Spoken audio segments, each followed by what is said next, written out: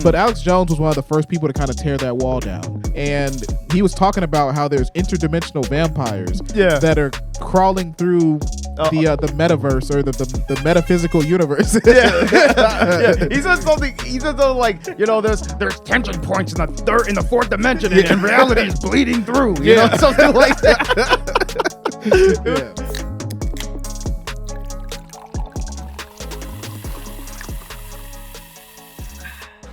What's poppin', everybody? Welcome back to the Cold Podcast. I'm Zoe. And I'm Steve. And today we're going to talk about how Alex Jones is finally back on Twitter, or as is currently known, X. Yeah, so Alex Jones is a pretty controversial figure in the modern day media. They banned him off of every single social media platform. He was even banned from like banking applications. Jesus. He was banned from PayPal. He was banned from LinkedIn. So I don't know if he would ever be able to get a job. But they did him like Nick Fuentes. He got banned from banks too. Yeah. Wow. Yeah, they wiped him off the whole face of the internet. Man. But he was still able to start a website, fortunately. And he has a website, madmaxworld.tv, where he talks, he basically just, I don't know. I actually don't even know exactly what Alex Jones does. I want to say it's like conservative media, I guess. I think he does like a mix of political like commentary, like, regular talk shows, but also like, I would just call it like theory crafting. Like he'll take information that he knows about politics and just come up with something like, this is what I think they're planning. Yeah, he does a lot of research. He has a lot of connections, and he's always talking about something. But for some reason, whenever he speaks, it feels like it's true. You see, the thing about Alex Jones to me is that he's like, Alex Jones says stuff that I want to believe, but I don't want to say out loud. Yeah. It's the best way I can put it. He says things that are convincing and that would be very convenient if they were true. Or I guess they'd be inconvenient a lot of the time if he's talking about like 9/11 was an inside job. Yeah, could you imagine if all the frogs were actually gay? Yeah. I feel like that'd be inconvenient somehow. Yeah, well, if they were turning all the frogs gay through the water, he did say that in one interview. Mm-hmm. But my exposure to Alex Jones, actually, I remember back around 2017, Alex Jones appeared on the Joe Rogan Experience, right? And this is back when I kind of had this appearance of like, I had an idea that like the people that were like celebrities, I didn't really think of them as like normal people. I didn't really think of them like, oh, well, these celebrities are sort of just like me. But Alex Jones was one of the first people to kind of tear that wall down. Because basically, I remember I was watching an episode of Joe Rogan with Alex Jones on it in 2017, and he was talking about how there's interdimensional vampires that are crawling through the metaverse or the metaphysical universe. He said something. He said something like, there's tension points in the fourth dimension, and reality is bleeding through. You know, something like that. Literally. I discovered him on Joe Rogan too, and I was like, when I saw that, man, I knew I was gonna like him forever. I'm like, this guy's great. The interdimensional elves, like the DMT elves. Like Joe Rogan was like, yeah, man, I got really high on DMT, and he was like, yeah, the elves, the clockwork elves, they're in the DMT realm, and they're trying to take over your body. The pedophiles and the Bilderbergs. They're pedophile demon vampires. That's pretty crazy. But that actually, honestly, I was pretty convinced that they were pedophile demon vampires out there at the time. I was like, I don't know. I mean, he sounds very confident that there are. No. The crazy thing about Alex Jones is that like, I feel like to some extent he is like speaking from stuff he might actually know. Yeah. Because it's like when he was saying all the pedophile stuff, that was like before Epstein came out, and they were just like, like that's kind of coincidental. Yeah, and I want to say he probably even predicted Epstein, but I think he was just like one of the first people to say, Epstein's a big pedophile. He hasn't, and I don't know if he said he has. Well, he called out. He like, I think like he didn't like directly call out like anyone specific. I don't think, but I do know like he mentioned like in the upper upper levels, echelons of the elites, like there's like a lot of like pedophile like stuff going on, and then we found out that like Epstein, and then his connection to the owner of Victoria's Secret, and then all the politicians that like visit the island is like, holy crap! Like there were a lot of elites that were involved in very pedophilic activities. Like literal presidents going to the island and everything. That's pretty wild. So Alex Jones, he seems like he just sort of throws stuff out there. It's like you throw like a spitball at the wall and you hope it sticks. But it doesn't seem like he's completely uninformed. Like he did get it wrong with the Sandy Hook thing, and that's actually why he was removed from all of social media, because he basically said that all the people that were killed in school shooting were fake. It was a hoax. They were like, it was a hoax. They were crisis actors, and none of it was real. But so apparently not necessarily to defend him in that, but what he claims is that on his show, he mentioned it maybe 4 or 5 times, but he wasn't taking a side. He was having supposed experts on to talk about why they thought that they were crisis actors. But he didn't necessarily say they're all crisis actors, go to their homes and assault them or, reveal the truth. But hey, I don't have a side on that either. But it's good that he's actually on social media again, because I don't think that anyone should be like completely deplatformed. Yeah. It just seems kind of unfair, because I know that if I was somehow like at a level where it would even matter that I was deplatformed, it doesn't matter right now. I could be deplatformed right now and it wouldn't make a big difference in my life. Yeah, they're going to come out to you today. Yeah. But just like I know that if I did get to a point where I could be deplatformed, I would feel like it's not American. It's un-American to completely remove somebody from the internet, because it's like, well, everyone else has that opportunity. At least they got some, CP or something. I mean, that's get them out of there. Well, but even if you literally could have CP and then not be removed from the internet like Alex Jones was. You would just go to jail. Oh, well. Yeah. First thing we're gonna do is take your Twitter. Yeah. Like you're in court. Yeah. They're like they're doing the sentencing and they're like 5 years off Twitter. No. Yeah. No, I just gotta watch CP alone. Yeah. Well, obviously, certain things will get you suspended. Yeah, even on Twitter now, certain things with TOS, you'll get suspended for certain things. Right, but they won't suspend you comprehensively across banks. Oh, well, that's a different story. Yeah, that is interesting. Bank won't ban you for that. I mean, I think you can be a felon and still have a bank, right?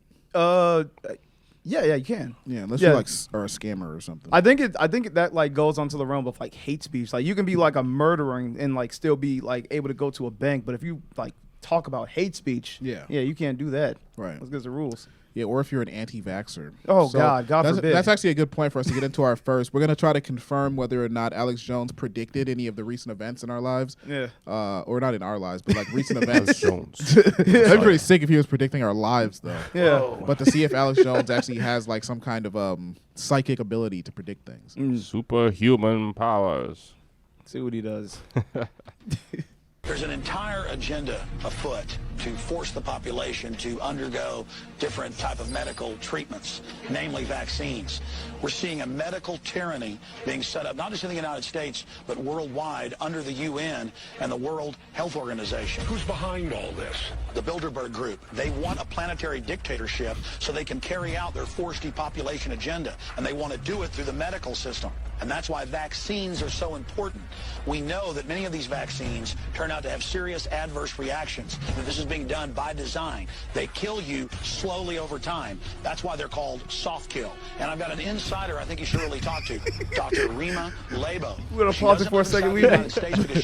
See, the thing with Alex Jones, that's like, what he says isn't totally unbelievable, but he just lays it on so heavy so quickly. Yeah. It's not just, if you told me like there is a conspiracy with a particular organization or medical group that is trying to force you to do a certain vaccine that has adverse effects for whatever reason, I'm like, that's plausible. But when you start saying it's the Bilderbergs, it's a part of their depopulation efforts to try to change the climate in Norway, because Norway has a hold on the banks and they want to take and turn all the it's like you start leading me down too many paths at once. I'm like, whoa, wait a second, what are you talking about? Now we're talking about Nazis and space Nazis. Space Nazis or whatever. Yeah. Man, what got me was when he said it's called a soft kill. Yeah, exactly. That's why it's known as the soft kill. Throwing out jargon. I'm like, whoa. What? I've never heard of that. It's called a soft kill. Yeah, the vaccine was just a soft slow kill killer policy. Yeah. Slowly kills you. What do you guys think, man? I mean, technically he was. I guess you can't really like verify right now, and I don't even want to say that I believe such a thing, but he's basically saying like, okay, the vax is like, it's a weapon or some shit like that. Yeah. You know what, bro? What's up? The government did recruit some Nazi scientists, after the war to develop the atomic bomb.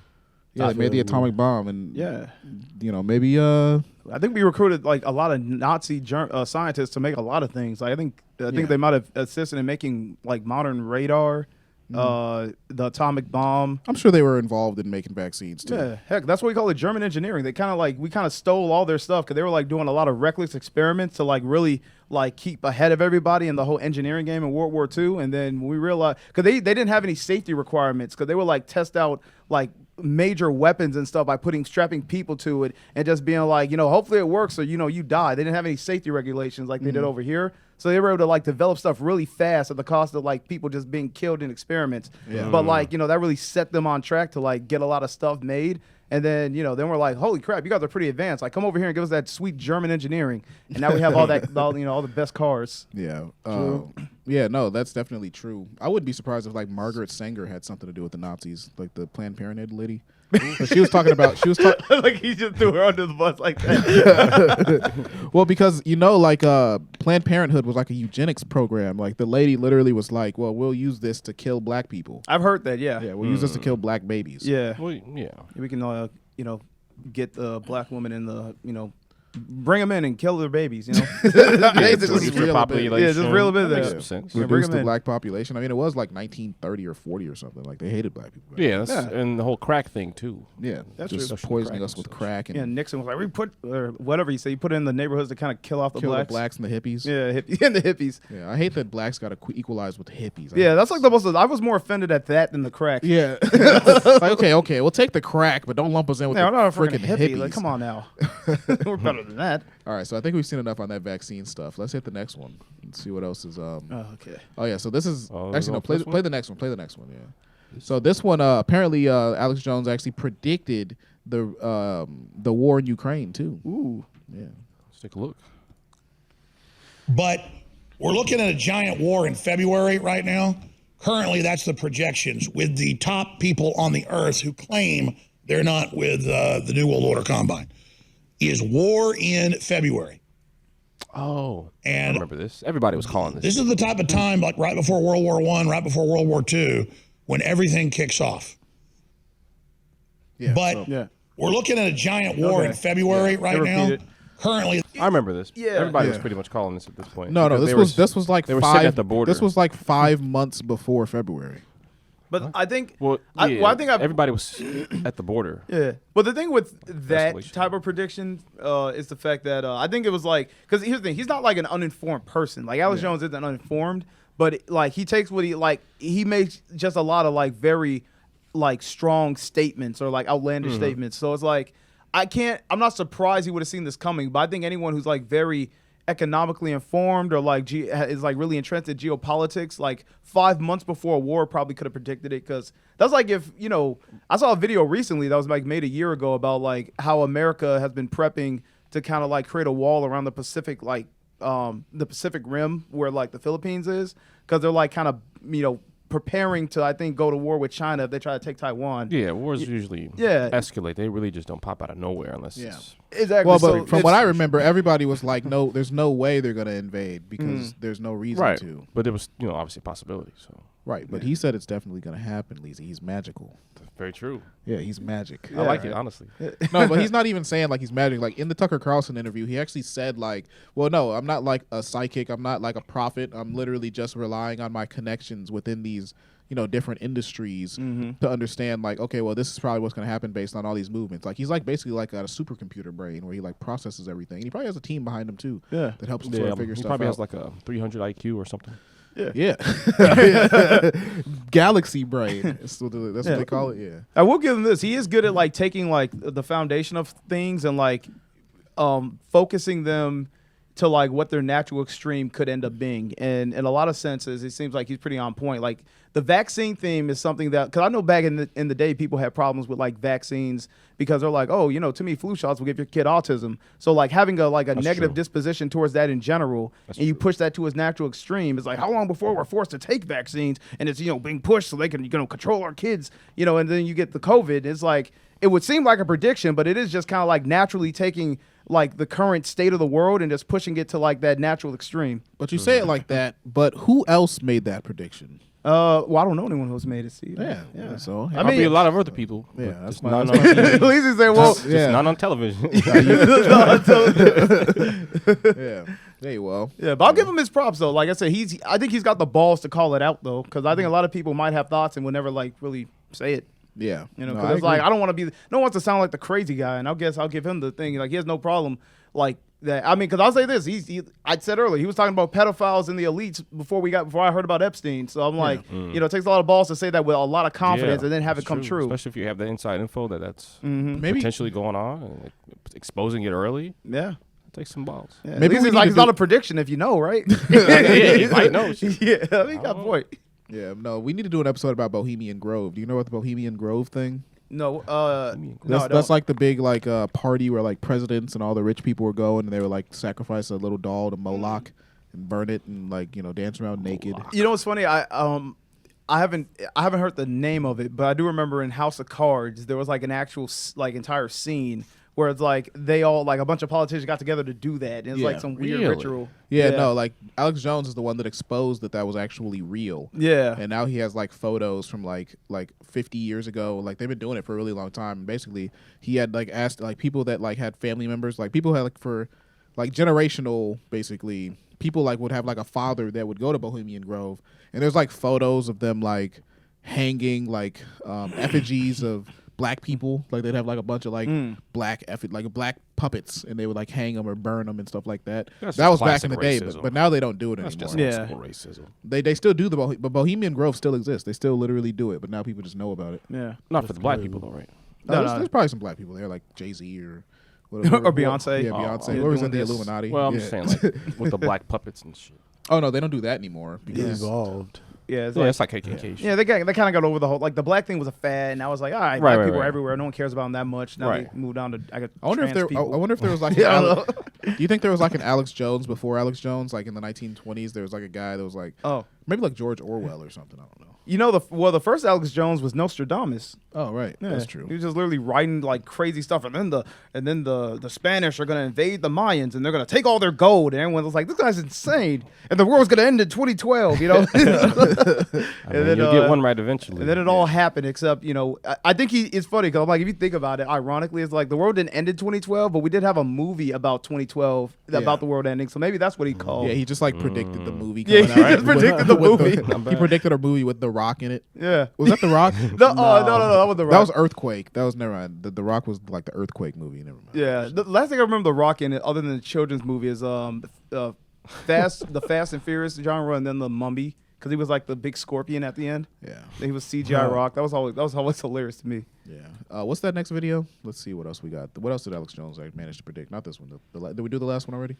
We didn't see the red one. Oh yeah, well the big one. This is the Big Banger. Oh yeah, this is the Big Bang. You can't forget about the Big Banger, bro. Did we didn't see like red Alex Jones though, like the fatter, redder Alex Jones. Well, no, that's last. He looks ripe. Oh, okay. He looks like a ripe tomato. This goes he last. does. Okay. Yeah, that's him on Alpha Brain. So Alex Jones actually managed to predict that 9/11 would happen. Man, Whoa. I'm telling you. Kind of, sort of, almost a little bit. Yeah, maybe. he predicted it perfectly. Yeah, with pinpoint accuracy. Yeah, with pinpoint accuracy. Not a detail left out. Well, the fact that Osama would be behind. Well, let's just see the video. Okay. We know the Joint Chiefs of Staff wanted to blow up airliners, Baltimore Sun, or if you let some terrorist group do it, like the World Trade Center, we know who to blame. And if there was an outside threat like a bin Laden, who was a known CIA asset in the 80s, he's the boogeyman they need. We know. Well, so that's like, I mean, I see what you guys are saying. We were having a discussion about this before we recorded the episode. Yeah. I see what you guys say when you're like, oh, well, he didn't like 100% predict it. But I mean, like, that's a pretty close. He got the person behind it. Mm-hmm. He got what happened in an airplane. Like, he didn't say, like, they're going to blow the World Trade Center with a bomb. Yeah, it was in code. Yeah. Huh? I think he put it in code. Like, he specifically mentioned the airplane, the World Trade Center, and then bin Laden. And the code was there. Everything was there. Right. All the pieces were there. But you're saying that like facetiously, but it's like, who the fuck up? Nobody, even Tucker Carlson was like, I wasn't thinking about that, and I was in the news at the time. Yeah. He had all the pieces put together, and, he predicted it. Yeah, I mean, I'll give him this. I mean, he definitely... He knew something was going on, and he knew that the potential was there for something to happen, because he didn't even, he mentioned like airlines, but he mentioned it as if like airlines were a potential target, as if they could also be the things that get blown up. But it's like he knew. It seems like he knew about, like I said, Osama bin Laden before people were even talking about him. He knew that there were like, and even I wouldn't be surprised too that like he like was very close to, I guess. He didn't know the sequence of events, but no one did, because it's like he had the information that I think even the most government agencies had at the time. Right. It's just that because government agencies at that time didn't really have like really connections to each other, everyone had like a piece. Like this person knew about like the type of terrorists that were doing like soft launching plots for like, trying to find exploits in certain towers and airports. This group might have known about like certain individuals associated with Osama. This group knew about like, potential like threats or attacks that they had at airports and stuff like that. So every agency kind of knew something different, but no one put the pieces together. And I think he was like very close to kind of like, I know something might, he was the only one that I guess was saying publicly, like, something's gonna happen. I'm not sure what it is, but you have all these things that are lining up and it's kind of weird. So I'll give him that, because like I said, he's very good at taking the information and putting it to its like extreme of like, these things might link up. Are we doing anything about it? Right. I agree. Yeah. No, I feel that. Now let's see him talking about how Donald Trump is the Antichrist. Hopefully this one doesn't come true. Isn't that like a bad thing? Yeah. The jury's out on Trump, but they are definitely scared of him. It kind of sounds like Alex Jones in this clip. I know it's only 39 seconds. It sounds like he really does think there's a possibility Trump is the Antichrist. But particularly when he says, if I ever was controlled opposition, it was unwittingly, as if to suggest there is a possibility at some point Donald Trump is revealed to be the Antichrist and Alex Jones regrets having supported him. Yeah. Yeah, 100%. Yeah, I think there was a time right after Jan 6 where he was expressing that. I think there was an interview where he's like, supporting or pushing Trump and getting... Tom Poole talking about Alex Jones being that. The jury's out on Trump, but they are definitely scared of him. Yeah, no. So I don't know. Close enough. Well, it sounds like they already figured it out. Yeah, like it seems like they've decided that he said that. So I'm going to agree with them. Yeah, I always listen to Tim Pool. I like when he grilled that Twitter executive on Joe Rogan. I think that longer. Oh, yeah. Yeah, back in the day. That longer 9/11 video you had played, that one was more convincing. At least the ending of it was. Right. Well, we may as well not play it again. But if you guys look up Alex Jones 9/11 prediction, there's a 2-minute and like maybe 14-second video where he talks about in more detail. He's like, call the White House, call the White House and let them know this is gonna happen. Did you see Alex Jones? He had like a video conference with a bunch of, I guess, internet elites. It was but particularly I just saw the segment where he was talking to, he had Elon Musk and Andrew Tate on the phone at the same time. Yeah, I saw that. Yeah, they were all just talking about the state of the world and the Matrix and how thanking Elon Musk for being a great leader and bringing back all these people to the platforms. They're gonna all sit at round tables and talk about how the world is ending. Yeah, yeah. And Alex and Andrew Tate was glazing up Elon Musk like, hey, without you, we wouldn't, without you, Elon. I don't know. You're fighting the Matrix, the Matrix. But he's right, actually. Yeah. I mean, like, because if Elon Musk never bought Twitter, I can't imagine like what it would be like right now. I mean, not that it would be like an enormous difference, but it'd just be like you wouldn't really have anywhere that you can like sort of see both sides of the conversation very thoroughly. I guess you would have YouTube to an extent, but even YouTube doesn't allow certain conversations. So Twitter allowing more of the free speech thing is actually like pretty cool. I've actually started using Twitter recently. I didn't use Twitter until Elon Musk bought it. Yeah. But now it's like, one of my favorite platforms. Yeah, I do like now you get to see like both radical sides. Before it's like they're trying to like X one out. But yeah, I need someone in the comment section to explain to me why I should hate Elon Musk, because I don't get the Elon Musk hate. And it's not because I'm an Elon glazer, because I know that's like the immediate assumption, but it's just like I don't understand why like people hate Elon Musk, because I'm like, I don't pay attention to, I guess, the news, but from the outset of someone just looking in every now and then to see what's happening, he's only done things that seem, I would say, good. He's opened up the Twitter platform to most people. Maybe if you're a person that hates the other side, but I would assume you would agree that like there's like something inherently, I think, wrong with just trying to silence people because you don't agree with them. I think it's better to let everyone speak, whether you like them or not. And then two, as a, what else has he done? Like, he seems like he seems like he has progressive traits, but he's also has concern. Like, he's smoking weed with Joe Rogan one second and then also being a billionaire the next. So I don't know, like, what makes you hate him so much? I don't know. So I think you should get his nuts out your mouth. Damn, I guess you're right. No, I'm just kidding. But let's close out on that before Zoe can respond. Yeah, I guess you gotta. I'll get you one day. Yeah. So this has been the episode about Alex Jones back on X. And you can watch our live streams once a week. My Black Friends podcast Well, not once a week, but maybe every now and then. My Black Friends. And then you can follow us on all social media platforms at The Code Podcast. That's Instagram, Spotify, Instagram, Twitter, TikTok, and whatever other social medias there are. They were also available on audio and video platforms, YouTube and Spotify, Rumble, Stitcher, all types of different, audio and video platforms. You can also find us on Patreon. $5 a month gets you access to the entirety of our exclusive content, including My Black Friends podcast. So thanks for popping in, and we got to pop out of here. All right. Peace.